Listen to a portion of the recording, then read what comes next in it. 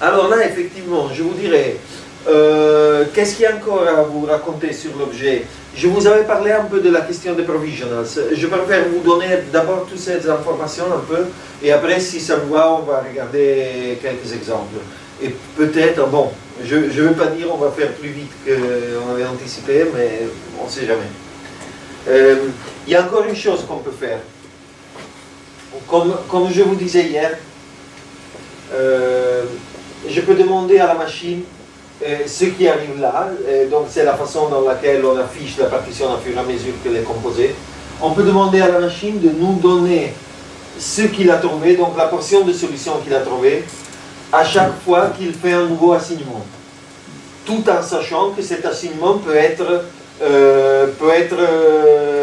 éliminé, peut être annulé plus tard, car peut-être maintenant j'ai trouvé ces solutions-là, après je vais à la recherche de celle-là, et la recherche de celle-là m'oblige à revenir en arrière, revenir en arrière, revenir en arrière, et je vais annuler celle-là, et je vais en trouver une autre.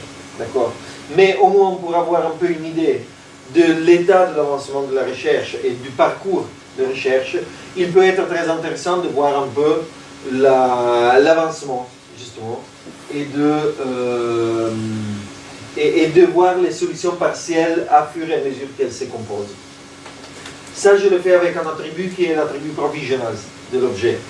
Et vous voyez que si je rentre là-dedans, mon objet backConstraints, il a les attributs dont on a parlé, donc engine 2, c'est le moteur Hungry, random 1, donc randomisation de domaine, provisionals 1, c'est-à-dire restitue-moi les solutions partielles. La solution partielle, entre parenthèses, dans le cas du moteur For et Hungry, c'est un morceau de solution, c'est-à-dire il nous donnera un sous-ensemble de l'entier ensemble des variables, évidemment. Donc, effectivement, j'ai demandé 6 accords, mais j'en verrai 4, 5, 6. D'accord? En ce qui concerne le moteur heuristique, c'est pas ça, car justement les variables sont toutes gérées en même temps. Ça sera une solution complète qui va s'améliorer dans le temps. Donc c'est un peu ce qu'on avait vu hier dans la recherche de la série omni-intervallaire par quart de temps. Donc j'avais d'abord une série n'importe laquelle, et après il changeait une autre, la mettait là, et après il changeait une autre, la mettait là, etc. Ça va jusqu'à là? Ok. Alors, bonjour. Vous voulez que j'arrête? Vous voulez que j'arrête? Que j'avance? Ok. D'accord. Désolé. Qu'est-ce que j'étais en train de dire? Ah oui. Le provisional nous donne une opportunité qui est très intéressante. C'est-à-dire que, surtout dans le moteur chronologique, dans le moteur Hungry, alors surtout dans le moteur Hungry, je peux lui demander, vous vous rappelez ce qu'on avait dit hier? On avait dit en gros et en synthétisant que entre domaine et règle, il y a un peu un rapport qui nous dit que si je restreins le domaine, alors je peux simplifier les règles. Vous vous rappelez qu'on avait dit ça? Ok. Alors là, je vais procéder un peu de cette façon-là. L'idée est que, en lieu, par exemple, de donner pour chaque accord un domaine complet, qui est, par exemple, tous les accords possibles dans n'importe quelle position, là, je veux dire, je ne donne pas de domaine pour tous les accords, je donne que le domaine pour le premier accord. Et le domaine pour le premier accord est facile dans ce cas, car c'est seulement l'accord de premier degré. D'accord? Donc seulement do, mi, sol, do, mi, sol, do, mi, sol. Ok? C'est où mon... Une fois que j'ai placé mon premier accord, je vais choisir quel degré j'aurai pour le... Donc le premier accord c'est premier degré. Je vais choisir quel degré j'aurai sur le deuxième accord. Par exemple, fifth. Ok, 50 degrés, dominante. Alors là, et seulement à ce moment-là, je vais décider quelles sont les notes de ce domaine. Et les notes là seront sol, si, ré, sol, si, ré, sol, si, ré. Et là, je me dis par exemple qu'ici je choisis le 6e degré, alors c'est à ce moment-là que je vais décider quelles sont les notes de mon domaine. Et là, ça serait la do, mi, la do, mi, la do, mi, la do, mi, etc. Et si je suis obligé à revenir en arrière, et là je décide qu'en lieu d'un 6e degré, j'ai encore un 1er degré, alors je vais changer dynamiquement justement le domaine de cet accord, et ça redeviendra do, mi, sol, do, mi, sol, do, mi, sol, et évidemment, mais ça c'était implicite si tu veux, si vous voulez, et là à ce moment, évidemment, je dois recalculer l'assignement pour ce domaine-là. Est-ce que c'est clair, plus ou moins? Donc ça c'est le principe. Comment est-ce que je réalise ce principe?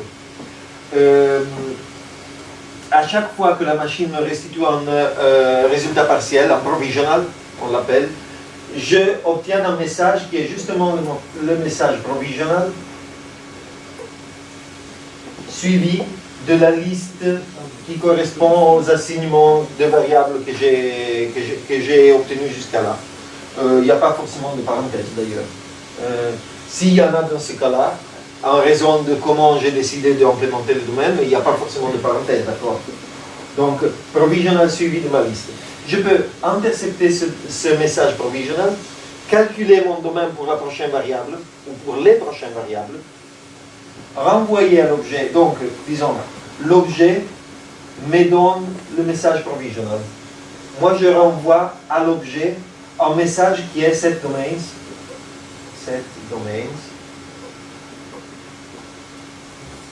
avec lequel je fixe le domaine pour des variables qui n'ont pas encore eu le racinement. Et à ce moment-là, la machine est libre de poursuivre sa calculation, car il a un domaine pour la variable qui n'était pas encore, dont le domaine n'avait pas encore été assigné. Ça va? Vous avez des questions sur ça? Non? Ok? Je peux faire mieux encore, car peut-être ce que je veux faire n'est pas forcément de fixer le domaine à partir de zéro, à partir d'un domaine vide, d'un domaine non spécifié. Mais ça peut m'arriver que là j'ai déjà un domaine, mais en raison de ce qui précède ce point-là, je sais que j'ai des opportunités de filtrage de ce domaine. Et donc je sais que j'ai des opportunités d'élimination. Donc c'est une façon de propager des contraintes. Vous voyez, c'est une façon, si vous voulez, je ne sais pas si dire explicite ou implicite, mais disons c'est une façon alternative de propager mes contraintes. Je peux faire de l'autre filtrage, mais pour faire le filtrage, évidemment, je dois savoir qu'est-ce qu'il y a là-dedans. Et ce filtrage peut se passer de façon progressive, donc c'est-à-dire que par exemple, et le cas n'est pas inventé, je peux avoir 4 variables là,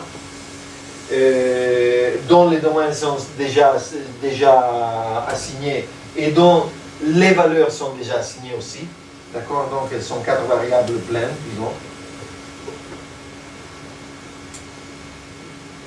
Et après j'ai des autres variables avec des domaines.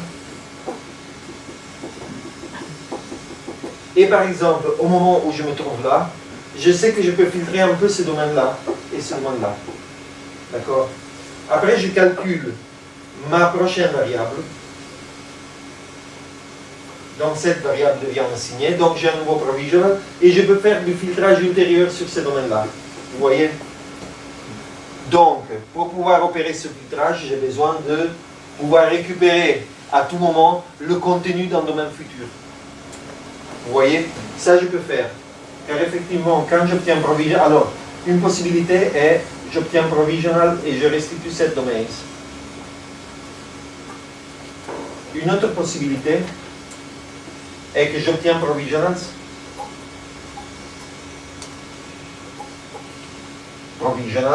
justement, je restitue get domains.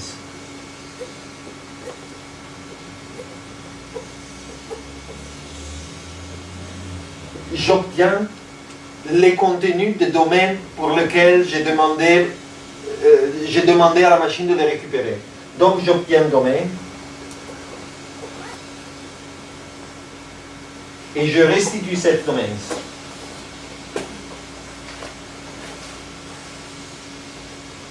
Donc vous voyez, j'ai cet échange, cette espèce de double transaction au moment de la réception du provisional.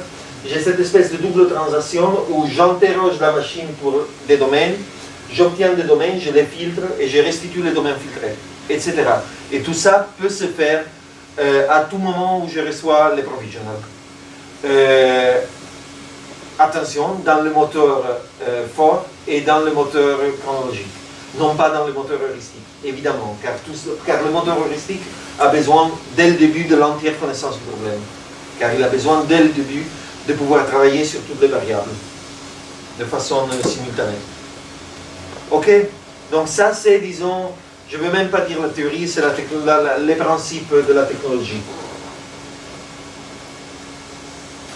Est-ce qu'il y a des questions? C'est un peu clair. Est-ce que c'est un peu clair, je dirais? Car je comprends que c'est un peu tordu. C'est clair? Ok.